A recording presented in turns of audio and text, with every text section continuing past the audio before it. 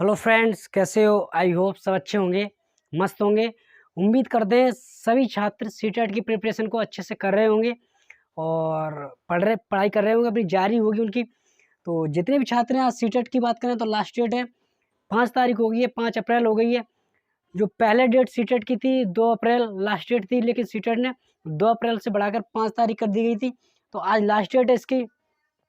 तो जितने भी छात्र हैं, अभी तक अगर आपने आवेदन नहीं कराया हो, अभी तक अगर आप सो रहे हो, तो अभी भी आपके पास मौका है। तो आवेदन करा दीजिए। फिर इसके बाद जो आपको मौका मिलेगा वो नेक्स्ट सीटेट में मिलेगा, जो कि जनवरी 2025 में होगा। तो फिर आपको थोड़ा इंतज़ार करना पड़ेगा, उसके बाद सीटेट देखने को मिलेगा। अभी आपके पास लास्ट मौका है, आवेदन करा दीजिए। बात करें एग्ज़ाम की, तो एग्ज़ाम आपका 7 जुलाई को होगा। सीटेट का जो एग्ज़ाम है, आपके पास अगर देखा जाए तो पूरा एकदम 2 महीने का टाइम है, ना कम ना ज़्यादा, पूरा फिक्स 2 महीने का टाइम है। अगर अभी से आप प्रिपरेशन अगर नहीं की है, अगर अभी से स्टार्ट कर देंगे तो अभी भी आपकी प्रिपरेशन बहुत अच्छे से हो जाएगी, बहुत अच्छी आपकी तैयारी हो जाएगी और अभी भी आप लग जाइए। टाइम 2 महीने का है आपके पास में, कोई दिक्कत नहीं है। 2 महीने में अच्छी खासी प्रिपरेशन हो जाएगी, अच्छे खासे नंबर गेन कर सकते हो आप। ये नहीं है कि आप नहीं कर सकते हो।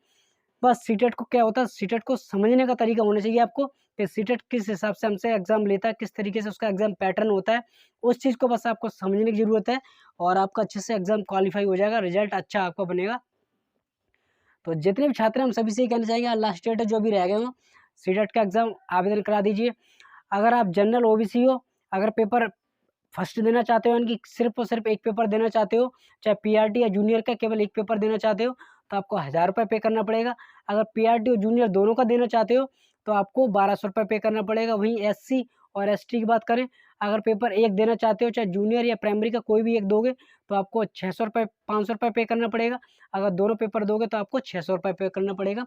तो इस तरीके से आपकी फ़ीस है। तो छात्र सभी से मैं ये कहना चाहूँगा, अगर अभी तक आपने सभी अपने हिसाब से पढ़ रहे होंगे, सभी हिसाब से अपनी तैयारी कर रहे होंगे, तो जितने भी छात्र हैं, अगर अब हम बात करें, मैंने कई सारी वीडियो बनाई है अपने यूट्यूब चैनल पर, तो जाके देखिए। मैंने उसमें आपको बताया है किस तरीके से आप अपनी प्रिपरेशन करें, किस तरीके से तैयारी करें, किस तरीके से आप 130 नंबर ला सकते हो।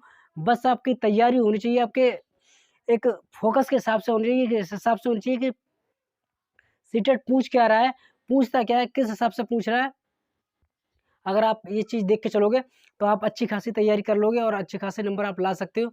ऐसा नहीं है कि आप, कुछ छात्र हैं जो सीटेट में 180 मतलब 80 नंबर ला जाते हैं, मतलब आगे नहीं बढ़ते हैं, 75 प्लस नंबर आते हैं, वहीं तक अटक जाते हैं। कई बार दिया है, कई बार ऐसे होते हैं जो 88, 89 पे अटक जाते हैं, 90 नंबर नहीं आ पाते, जो जनरल में होते हैं।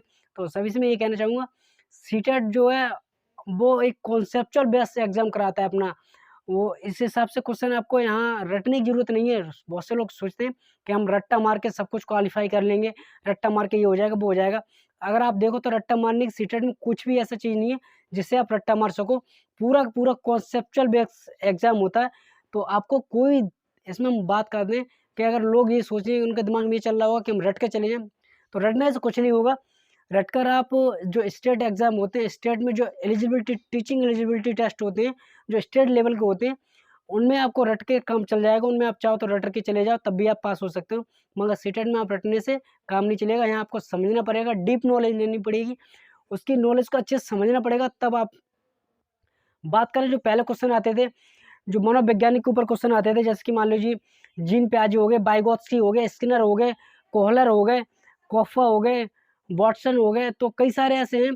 तो इनमें क्या होता था ना, तो क्वेश्चन जो पूछे जाते थे, सीधा पूछ लिए जाते थे, तो आप उस चीज़ को समझ जाते थे कि मतलब इस मनोवैज्ञानिक के ऊपर ये क्वेश्चन पूछा गया है, तो आपने इस मतलब सिद्धांत ये है, तो आपने टिक लगा दिया। बट अब क्या हो गया, क्वेश्चन वही है, वो उसी तरीके से पूछा जाता है, बट क्या होता, उसकी भाषा को घुमा दिया गया, भाषा को इस तरीके से घुमावदार बना दिया गया कि अगर आप पढ़ते हो तो आपको ये लगने लगता यार कितना डीपली पूछ लिया, पहले से पेपर हार्ड आने लगा।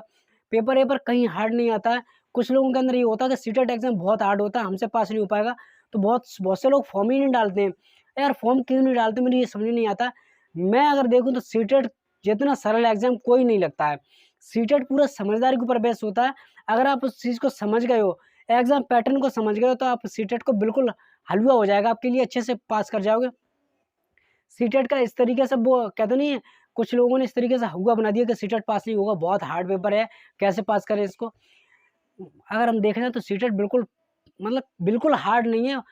अगर स्टेट से कंपैरिजन किया जाए ना सीटेट का, तो मुझे स्टेट वाला हार्ड लगता है सीटेट के कंपैरिजन में, क्योंकि सीटेट में हम समझदारी से अगर क्वेश्चन को सॉल्व करेंगे, वहाँ पेडागोजी आती ना, तो जैसे मान लीजिए अगर उसने सिद्धांत दे दिए किसी का, मतलब वैज्ञानिक का नाम पूछ दिया, अगर मान लीजिए अगर आपके पास आपको याद नहीं है तो हो सकता है वो क्वेश्चन गलत कर दीजिए, मगर पेडागोजी से जो क्वेश्चन पूछे जाएंगे ना, जो आपको समझदारी से बेस्ड क्वेश्चन होंगे, अगर उसमें आपने थोड़ा सा भी दिमाग लगा दिया तो आप वहाँ क्वेश्चन को बना लोगे, वहाँ उसका आंसर आप अच्छे से दे सकते हो।